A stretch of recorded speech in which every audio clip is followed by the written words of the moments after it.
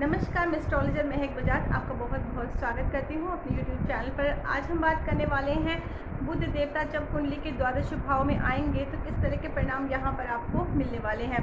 तो पहले हम 12th हाउस के बारे में जान लेते हैं। कुंडली का जो 12th हाउस होता है इसको हम व्यय भाव कहते हैं। ये घर खर्चों का होता है। ये जो घर है ये लॉसेस का होता है। जितने भी लॉसेस होते हैं, नुकसान होते हैं, उन्हें हम 12th हाउस से देखते हैं। 12th हाउस जो है ये आपके बेड कंफर्ट्स का होता है, आपके नींद का होता है, ये विदेश यात्रा का भी होता है और साथ में जेल यात्रा का भी होता है।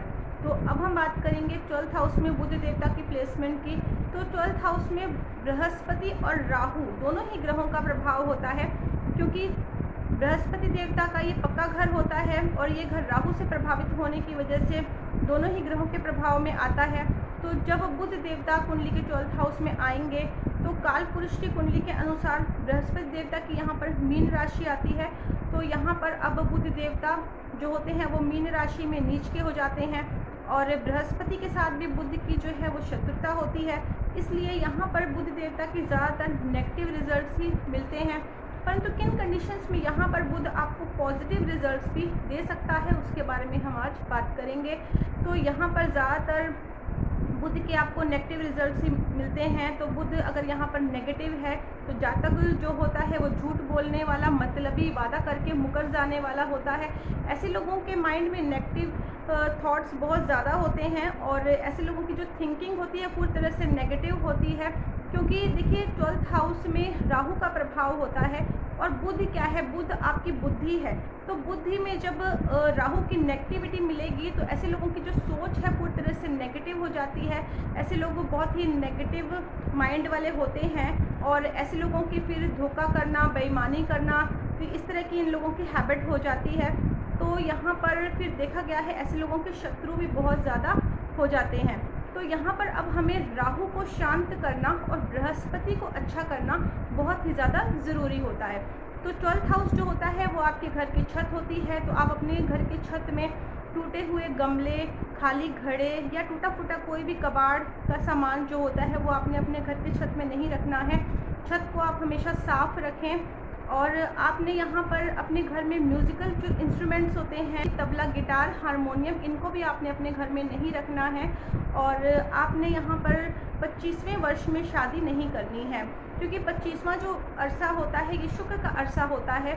अगर आप 25वें वर्ष में शादी कर लेते हैं तो यहाँ पर फिर आप अपने शुक्र और बृहस्पति दोनों ही ग्रहों को नेगेटिव कर लेंगे। शुक्र यानी कि आपकी पत्नी और बृहस्पति यानी आपके घर के बड़े बुजुर्ग यानी आपके पिता, फिर आपकी पत्नी और पिता दोनों ही दुखी रहेंगे।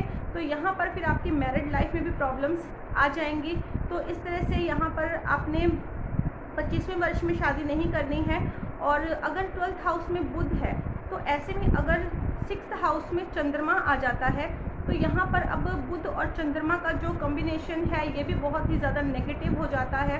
तो यहाँ पर फिर ऐसे लोगों को टेंशन, डिप्रेशन, रात को नींद ना आना और यहाँ तक कि ऐसे लोग जो होते हैं वो सुसाइड तक करने का सोचते हैं। तो इस तरह के बार बार ख्याल आते हैं इनके माइंड में। इस तरह के यहाँ पर नेगेटिव रिजल्ट्स देखे गए हैं।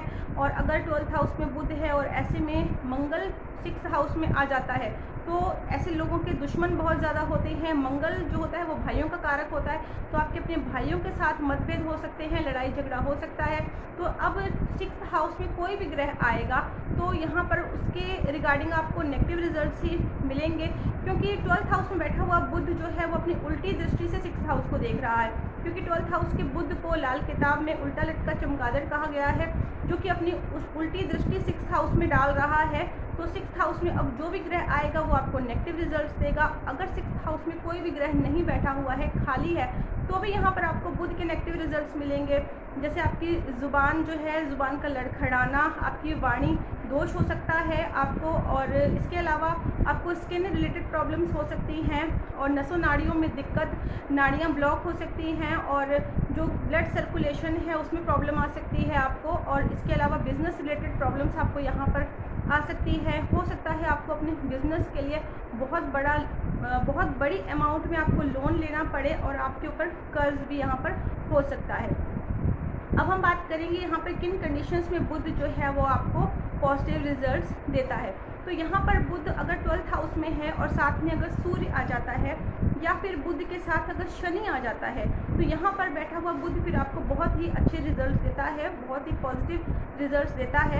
फिर यहाँ पर देखा गया है कि ऐसे जो जातक होते हैं वो आध्यात्म की तरफ जाते हैं और 12th हाउस का बुध जो है वो आपको आध्यात्म की तरफ लेकर जाता है। ऐसे लोगों की गुप्त विद्याओं में रुचि होती है और जातक को अपने जीवन काल में मान सम्मान प्रतिष्ठा सब कुछ मिलता है।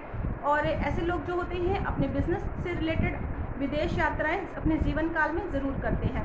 तो चलिए अब हम बात करेंगे यहाँ पर प्रिकॉशंस और रेमेडीज़ की, कौन से आपने यहाँ पर परहेज़ करने हैं और किस तरह के उपाय यहाँ पर आपने करने हैं। तो अगर परहेज़ की बात करें तो जैसा कि मैंने आपको बताया है, आपने अपने घर की छत को साफ़ रखना है, छत में कोई भी गंदगी नहीं रखनी है, घर के अंदर आपने म्यूज़िकल इंस्ट्रूमेंट नहीं रखने हैं और आपने अपने 25वें वर्ष में शादी नहीं करनी है।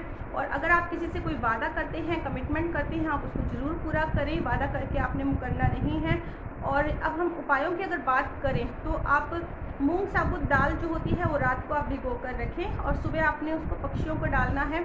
और इसके अलावा आप एक खाली घड़ा लीजिए, उसमें आपने ढक्कन लगाकर उसको आप जल प्रवाह करें तो भी आपको यहाँ पर अच्छे रिजल्ट्स मिलेंगे। और यहाँ पर आपने बृहस्पति को ठीक करना बहुत ज़्यादा ज़रूरी है। तो बृहस्पति को ठीक करने के लिए आप अपने माथे, ज़ुबान और नाभि पर आप केसर का तिलक लगाएं। इसके अलावा आप धार्मिक यात्राएं करें, धर्म स्थानों में जाकर आप माथा टेकते हैं तो यहाँ पर आप अपने बृहस्पति को ठीक कर लेते हैं। और लाल किताब में एक बहुत ही अच्छा उपाय बताया गया है 12th हाउस के बुध के लिए।